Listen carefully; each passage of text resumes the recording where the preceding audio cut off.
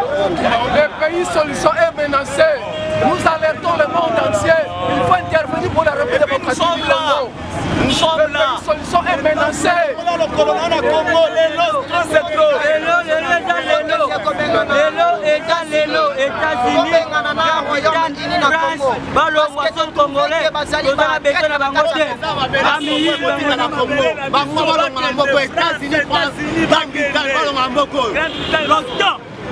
Longtemps. Ils sont complices. Amérique, États-Unis, Le M23 est soutenu par l'OTAN. Le M23 est soutenu par les États-Unis.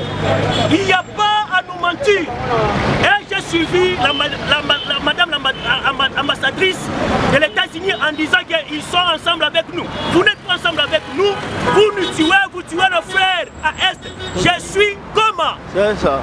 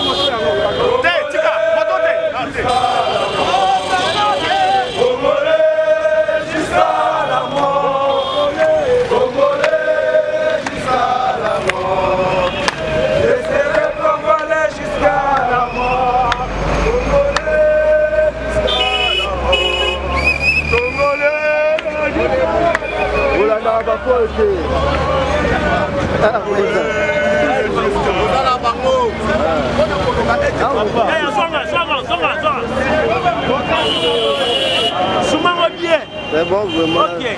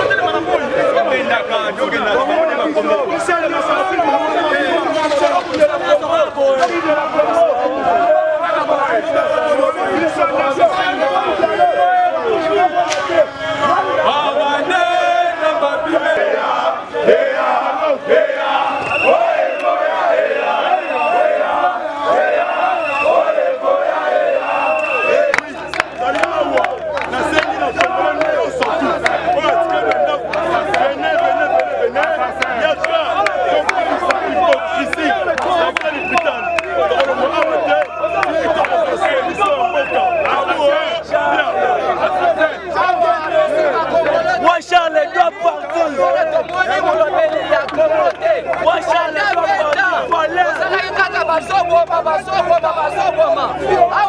chef de l'État Fatih Béton, oyo sans souci ya peuple congolais, oyo sans télé babakola na est du pays.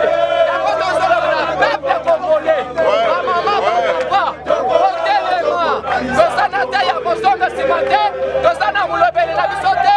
Ole Fatih Béton to soutenir chef de l'État, totelema na mungula na sasa seba ya Très bien. Je suis en train d'interpeller les Congolais de partout où nous nous retrouvons, dans la diaspora et ici au pays.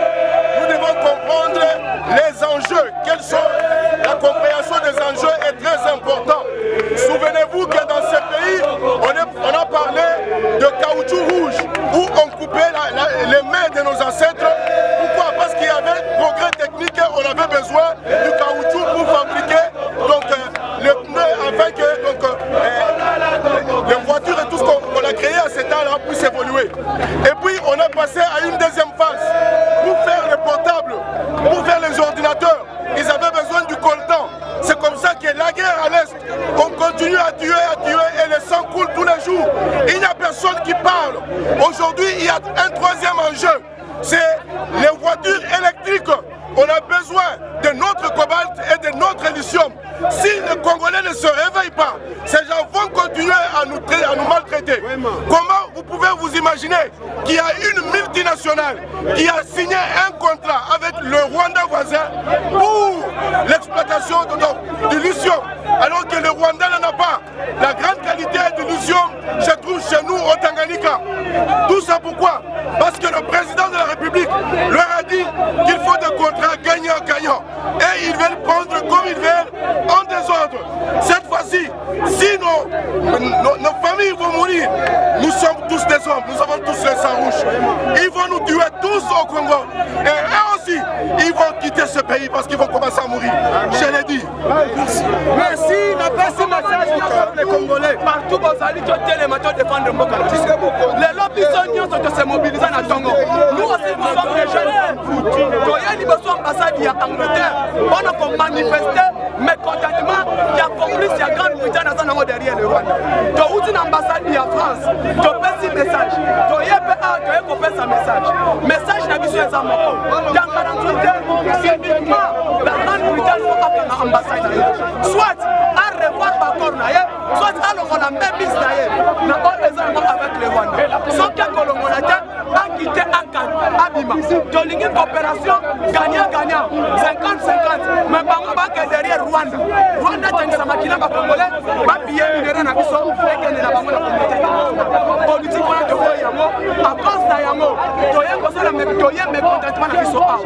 Nous aussi nous sommes les jeunes. Toti qui oya biso. Toye awa.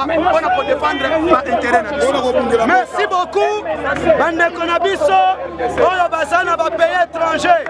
Concernant France, Angleterre, États-Unis d'Amérique, Occident entier, Dolobi Boye, biso ba Congolais, oyo toza na kati ya Kinshasa, totelemi mona koboya États-Unis, Angleterre, y compris France, Pologne, pona nini, bazo boma biso à cause ya ba richesse na biso, totelema, toboyi ingérence, toboyi ba Américain.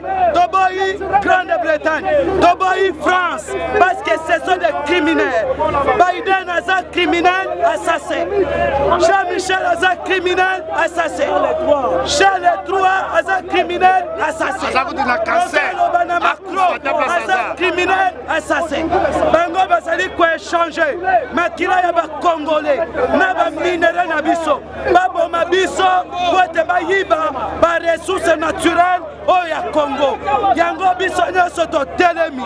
Yango biso nyonso totelemi pona koboya États-Unis, koboya France, koboya Angleterre, communauté. Ok, asili toke Grande-Bretagne.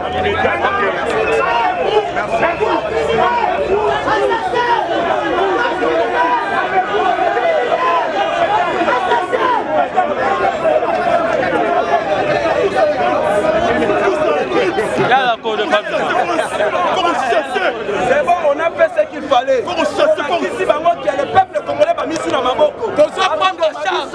Désormais, fini la récréation. Bazwa, Mikano pour ma cambotali, c'est un boka. Soit quitté, c'est même au quota, ça sera très dangereux. Otoko Sala, c'est la catastrophe. L'ambassadeur Nyoso Bana Misala, il y a un patron Nabino, Macron, Joe Biden, sont des infanteriers, mafieux. Oh bah Miyibia Congo, Baligi Congo avancé, Yango to mobilisé, tous ça déterminé d'être aux alliés.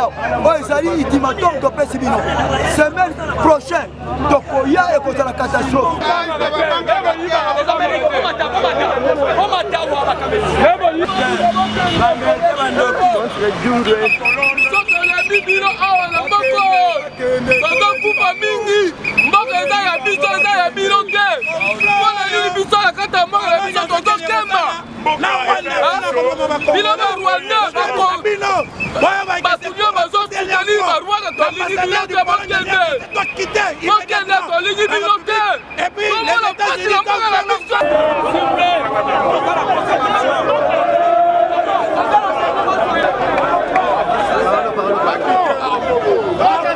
Maman, rôle maman,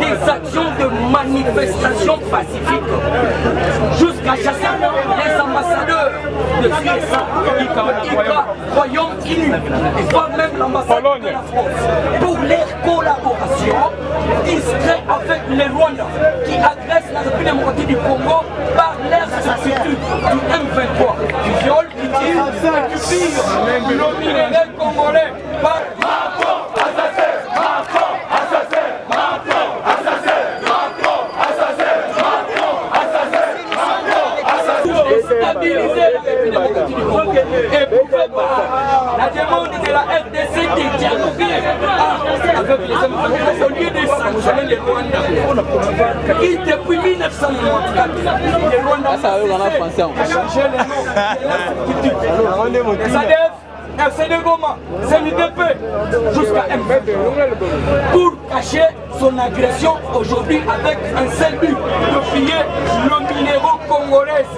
C'est ainsi, nous, peuple congolais, nous avons décidé de rompre la relation avec les États-Unis d'Amérique, la Grande-Bretagne, la France, le Royaume-Uni, voire même l'Australie.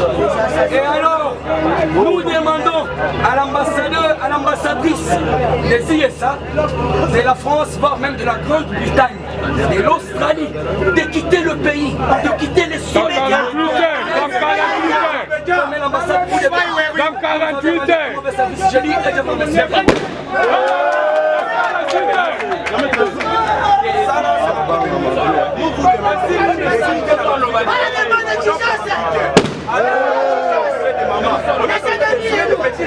On est en train d'enterrer nos mamans. Prenez les mémos. Prenez les mémos. Prenez les mémos.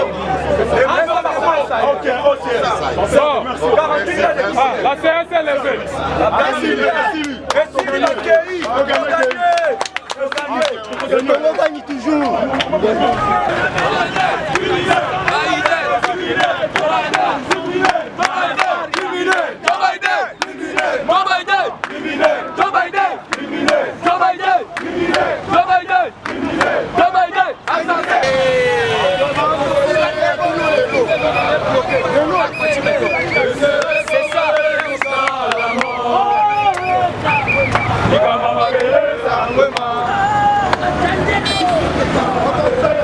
Attendez la justice de Dieu.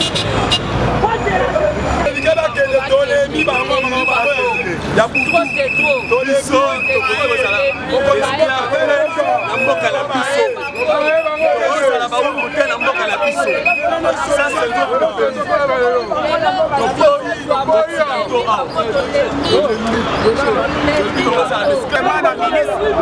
y a affaire étrangère Christophe Mutundula il faut ayeba na ministre déjà pour classer ba pays misusu oyo toza na posa tokata immédiatement relation na bango po tomoni relation wana ezobota bapays lokola bauganda il faut kokata relation na bango bapays lokola France il faut kokata relation na bango bapays lokola Pologne il faut kokata relation na bango parce que tozomona bapays wana nde babandaki koenrichir derrière ya Kagame nayebisaka bino soki omoni nganga laki kupa koti na terrain yebake bajoueur apesaki kisi bazokoka donc baaméricain bango moko sikoyo balati kupe babimi na mpwasa cela veut dire mwana na bango bapesaki kisi Kagame akutani na président de PA et de maire Faki Beton donc awa nde eza boye tokopesa adversaire lisusu tante boye to boye te tokopesa adversaire lisusu tante bamarche nde ebandi lelo botiango na mutu tokoti na période ya marche tokosala marche soki ekosenga inane ya marche inane ya marche jusqu'à ce que solution ekozwama boye to boye te alors peuple congolais botia yango na mutu bitumba oyo il faut biso tobunda yango mpo bana na biso bavivre kimia ntango bakoya soki biso topetre yango boyebake bana oyo tokobotaka bango mpe bakosibi parce que bapapa bakokai koganye bitumba wana te boye to boye te eza même ma bitumba oyo le chef mokonzi ya mboka azobunda nango na minute oyo eza bitumba ya baakor oyo bato basinyaka na kala boye to boye te ye aboyi alobi akondima akor wana soki na ndako papa alobi ngai eloko oyo nakondima yango te bana mpe ifo bambwatele bana mpe bakondima yango boye to boye te alors awa toza na ambassade ya France balobi ambassadeur wana azokaki abima me azobanga bozobanga nini tanke boyebi ke bozoboma biso tozozela ye abima te message déjà eza passé na monde entier bamoni ya équipe na biso ya Léopard mpe déjà passaki message boye to boye te donc monde entier déjà emoni tokotika te tokokontinue na licho oti na suka boye to boye te merci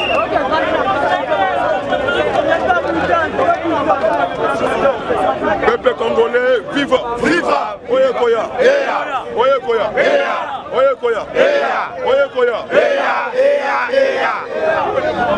mobilisez-vous et prenez-vous en charge. Mobilisez-vous et prenez-vous en charge. Moi, Namboka congolais, sangana lokola mutu moko ya kosilisa hypocrisie ya bafrançais na kati ya RDC Congo. L'air est grave, 450 tribus, nous sommes un. Donc mettre fin na hypocrisie ya bafrançais na bamé américain lobby ezatelelo. L'air de 7 pays a sonné. Série à ma marche et bali. On sort à 3 ans. On sort à 3 ans. Donc on s'en va. La carte y a Rwanda. Reste pas qu'elle débat. Ah merde, Bino Bongo. Bino Bongo.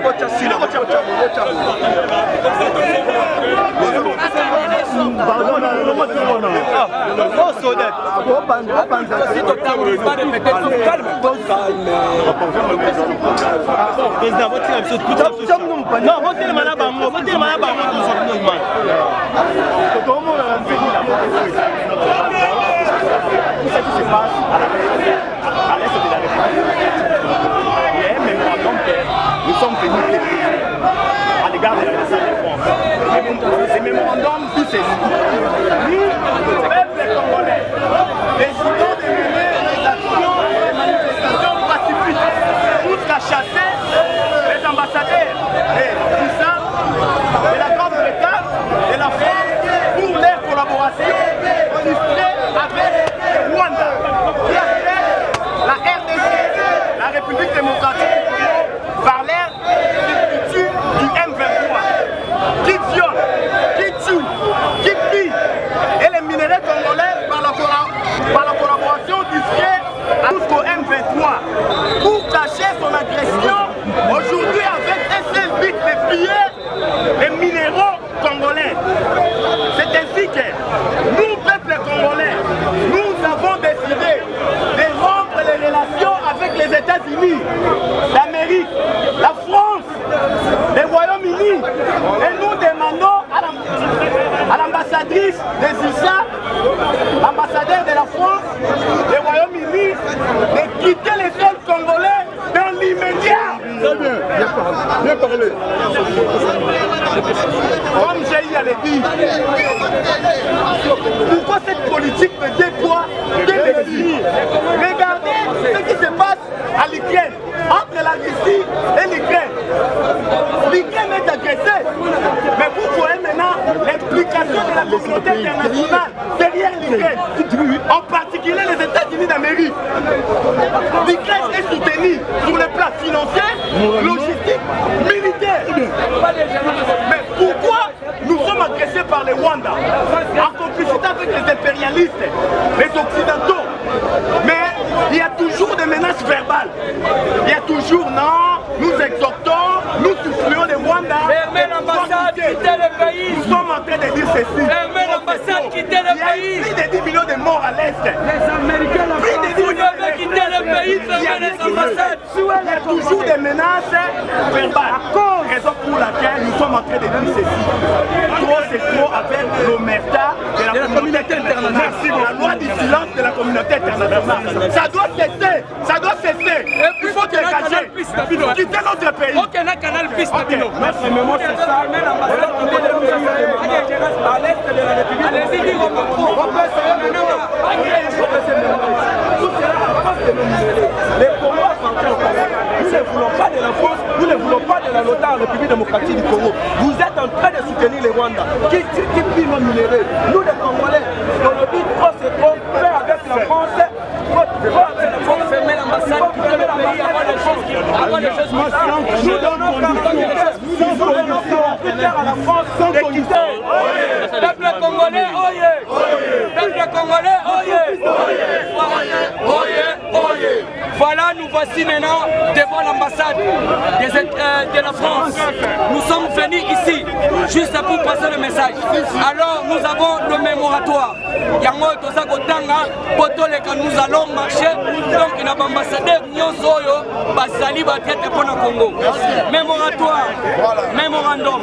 Nous, peuple congolais, décidons de mener des actions de manifestation pacifiques jusqu'à chasser les ambassadeurs des ISA, de UK, de la France pour leur collaboration directe avec les Rwandais qui agressent la République démocratique du Congo par leur substitut du M23 qui viole, tue et pille le minerai congolais par la collaboration discrète avec les Rwandais pour déstabiliser la RDC et prouver par la demande à la RDC de dialoguer avec le M23 au lieu de sanctionner les Rwandais qui depuis 1994 les Rwandais n'ont cessé de changer le nom de leur substitut de AFDEL, RCD Goma, CNDP jusqu'à M23 pour cacher son agression aujourd'hui avec un seul but de piller les minéraux congolaises.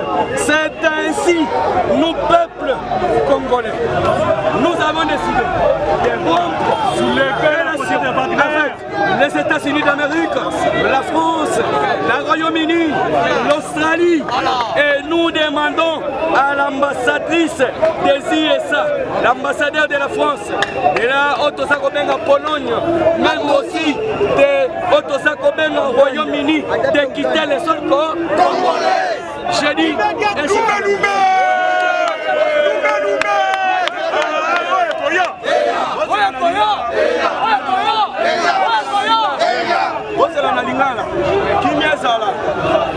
biso peuple congolais totelemi tomoni bandeko na biso na este bali kokufa bana mike baza koégorge bango bamama ya bomoi bali kokunda bango ya bomoi bali koégorge bango bamama bali koviole bango na este yango toye bamembre nyonso ya l'OTAN toye kosenga na bango balongwa na Congo trop c'est trop biso peuple congolais tokodialogue na Rwanda te on est en train de nous tuer tout cela à cause de nos minéraux trop c'est trop bamama bazoviole bango bazokunda bango ya bomoi bana mike baza koégorge bango yango toye lelo na ambassade ya France tolobi na bango ete babima Congo bali kosenga na bango te kolongwa awa toza kokende na Grande-Bretagne tokosenga mpe na bango balongwa na Congo trop c'est trop makilage etangi mingi baminere na biso bayiba babanda kobundisa biso bana 1997 bamemi yango CNDP bamemi yango RCD Goma bamemi yango M23 trop c'est tôt nous sommes agressés par l'OTAN nous sommes agressés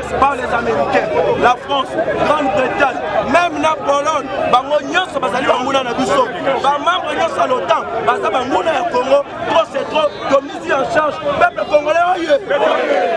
Merci beaucoup. Merci beaucoup.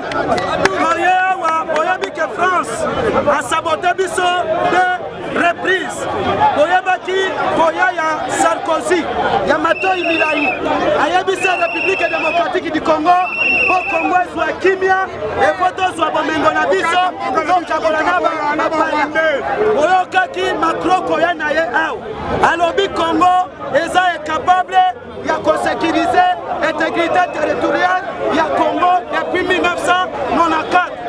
Les lobes français derrière les Rwanda, Grande-Bretagne, États-Unis d'Amérique, y compris la Pologne. Yango biso ba Congolais, Dotelemi, attaque un seul homme, attaque même esprit, Dotelemi par les Américains, par les Grande-Bretagne, par la France au Congo, y compris la Grande-Bretagne et l'Amérique aussi.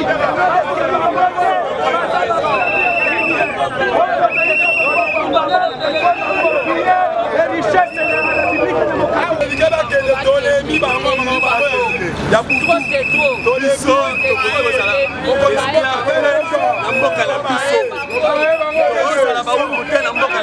démocratique.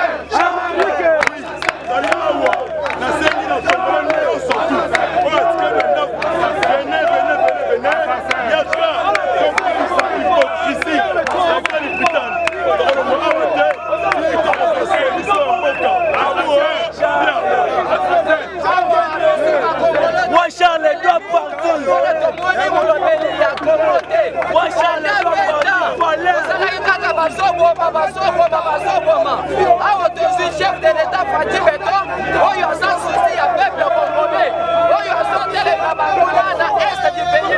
Yango tozolo na peuple congolais. Maman papa, otelema, tozana te ya bozonga simate, tozana mulobeli na bisote, ole Fatih Beton to soutenir chef de l'État, totelema na mungula nyonso sans sibaya. Très bien, je suis en train d'interpeller les Congolais de partout où nous nous retrouvons.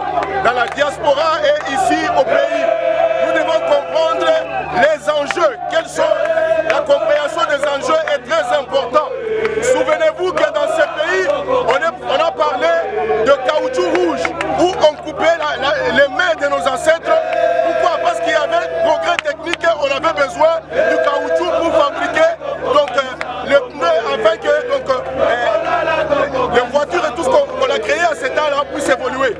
Et puis on a passé à une deuxième phase pour faire les portables, pour faire les ordinateurs.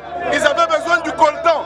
C'est comme ça que la guerre à l'Est, on continue à tuer et le sang coule tous les jours. Il n'y a personne qui parle. Aujourd'hui, il y a un troisième enjeu, c'est les voitures électriques. On a besoin de notre cobalt et de notre lithium. Si les Congolais ne se réveillent pas, ces gens vont continuer à nous maltraiter. Comment vous pouvez vous imaginer qu'il y a une multinationale qui a signé un contrat avec le Rwanda voisin pour l'exploitation du lithium, alors que le Rwanda n'en a pas. La grande qualité du lithium se trouve chez nous au Tanganyika. Tout ça pourquoi? Parce que le président de la République leur a dit qu'il faut des contrats gagnant-gagnant. Et ils veulent prendre comme ils veulent en désordre. Cette fois-ci, si nos familles vont mourir, nous sommes tous des hommes, nous avons tous les sangs rouges. Ils vont nous tuer tous au Congo. Et eux aussi, ils vont quitter ce pays parce qu'ils vont commencer à mourir. Je l'ai dit. Merci.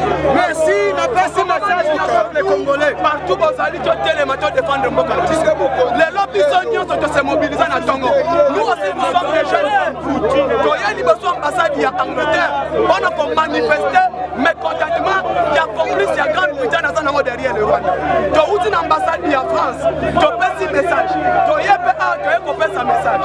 Message n'a pas besoin de ça. Dans 48 heures, uniquement, la Grande-Bretagne va faire l'ambassade. Soit à revoir Bakor Naye, soit à l'on même bis Naye. N'a pas besoin avec le Rwanda. Sauf que Colombolata a quitté Abima. Tu as une coopération gagnant-gagnant. 50-50. Mais pas que derrière Rwanda. Rwanda, tu as un maquina congolais, pas billet minéraux na biso, et que ne la bango la communauté. Politique on a de Yango, à cause d'Yango, Toyen Kosala Toyen mécontentement na biso awa. Nous aussi nous sommes les jeunes, Totiki Oya biso, Toyen awa, on a pour défendre l'intérêt na biso. Merci beaucoup.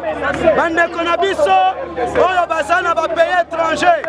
Concernant France, Angleterre, États-Unis d'Amérique, Occident entier, Dolobi Boye, Biso ba Congolais, Oyo Tozana Katia Kinshasa, Totelami, Monaco Boya, États-Unis, Angleterre, y compris France, Prolongue, Bonanini, Bazo Boma Biso, à cause de la richesse na Biso, Totelema, Doboyi, ingérence, Doboyi américain. Toboyi, Grande-Bretagne, Toboyi, France, parce que ce sont des criminels. Biden a un criminel assassin. Jean-Michel a un criminel assassin. Charles III a un criminel assassin.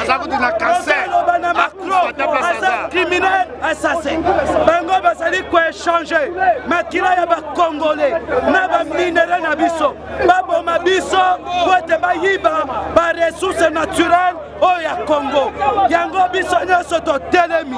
Yango biso nyonso totelemi mpona koboya États-Unis, koboya France, koboya Angleterre, communauté. Merci beaucoup peuple congolais. Naza kosenga na ba Congolais partout dans le monde. Ezala kaka na niveau ya capitalité. Bino pe na bamboka bapaya botambola bona bongo. Boza ba Congolais makila ba Congolais botambola na kati na bino. On doit se battre pour notre pays. Bazo biso, ba mama bazo violer bango. Ba mama baza ko égorger bango. Ba mama bazo kona bango ya bombo. Biso peuple congolais to bitro c'est tout. Donc tikala ka ko dialoguer te. Comment se fait-il les Américains? Bango moko na mibeko na bango bacha négociation na ba terroristes jamais ba kosala yango. Mais bazo pousser biso comment? Tomoni Pologne c'est ça les Américains déguisés. Bazali ba membre ya l'OTAN.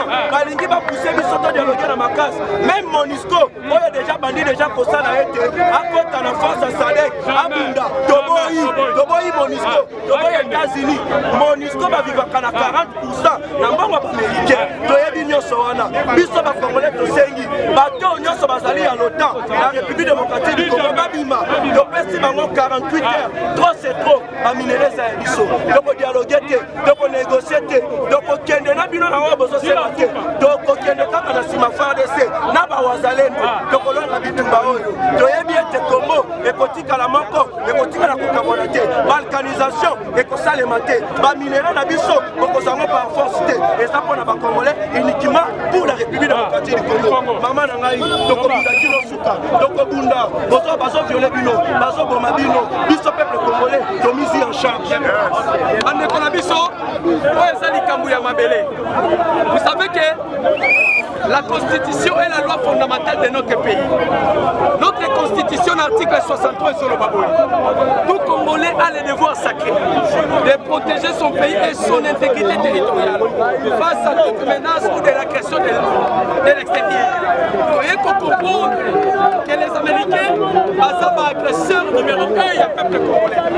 Plus de 12 millions de Congolais ont profité à l'est de la République démocratique du Congo. Tout cela à cause de la minerai Nabiso. Ma maman m'a confié à cause de coltan. Ma violé ma maman à cause de l'uranium. Ma violé ma maman à cause de lithium. Ma violé ma maman Nabiso. Il y a des enfants qui sont orphelins de père et de mère à cause de la minerai Nabiso. Biso toza sima ya Mukonzi Mboka. Mukonzi Mboka local Obaki qu'il n'y aura plus de dialogue entre RL, la République démocratique du Congo et le Rwanda. Biso peut tolobi dialogue et cause à la tête. Ceux qui vont luka to sala dialogue, les Américains ba kene na ko ebisa ba Israël, ba sala dialogue na Hamas. Ceux qui ba luki dialogue, les Américains ba kene ko dialoguer na Russe, na ba Russe. Biso to ko dialoguer avec les génocidaires ou les terroristes qui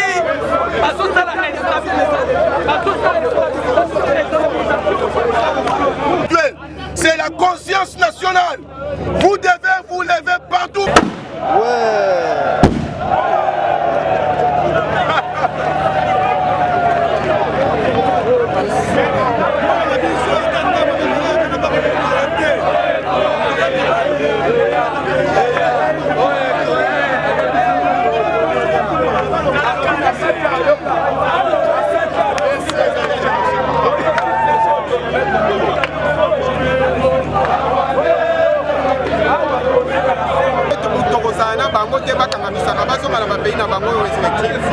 Congo elingi kozala ba partenaire ya bien fiable ya ba hypocrisie. Message nazalaki nango ya koloba yango wana tozozela topesa memo na biso. Il faut toloba na vérité. Na uti tiki senso nde naza na bandero nango tiki senso. Bana baliaka mboka bakonzi o baolia mbongo mboka oyo. Bana na bango baza tozana bango bana bango bazate. Banda kuna yango ezala na ina sala susu appel na ngala ba diaspora. Leti bato ba vivre na Pologne.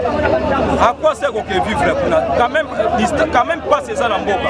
Biso toza vivre. Ozonga na mboka na biso boya to bundela mboka na biso boya na mboka to bundela mboka.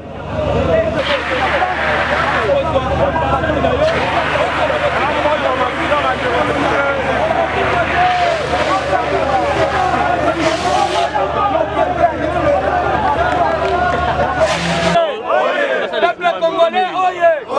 Peuple congolais, oyez! Voilà, nous voici maintenant devant l'ambassade de la France.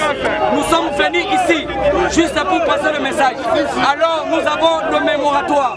Yango toza kotanga potoleka nous allons marcher. Donc il y a l'ambassadeur Nyozoyo Basali Batete pour le Congo. Mémoratoire, mémorandum.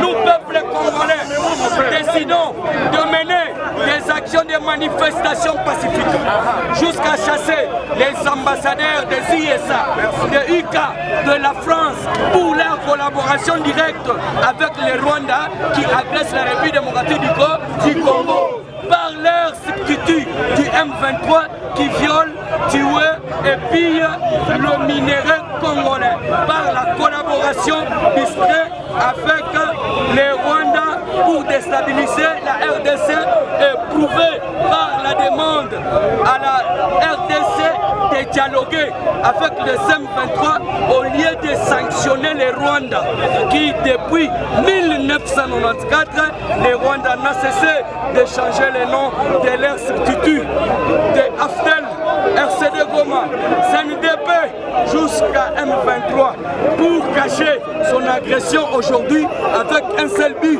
de piller les minerais congolaises. C'est ainsi, nous peuples congolais, nous avons décidé de rompre les négociations avec les États-Unis d'Amérique, la France, le Royaume-Uni, l'Australie. Et nous demandons à l'ambassadrice des ISA, l'ambassadeur de la France, et là, Otosakobenga Pologne, même aussi de Otosakobenga Royaume-Uni, de quitter les sols congolais. J'ai dit,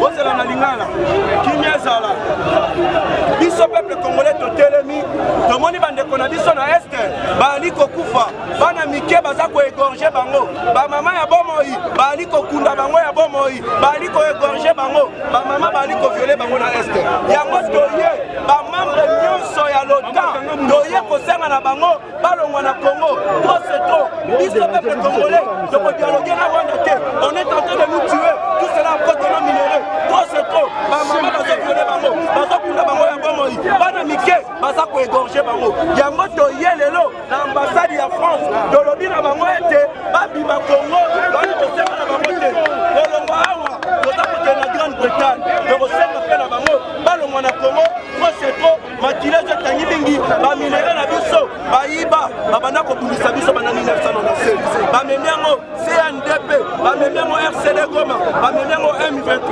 trop c'est tôt nous sommes agressés par l'OTAN nous sommes agressés par les Américains la France, Grande-Bretagne même na Pologne bango nyonso bazali banguna na biso bamembre nyonso ya l'OTAN baza banguna ya Congo trop c'est trop tomisi en charge peuple congolais oye. Merci beaucoup. Merci beaucoup.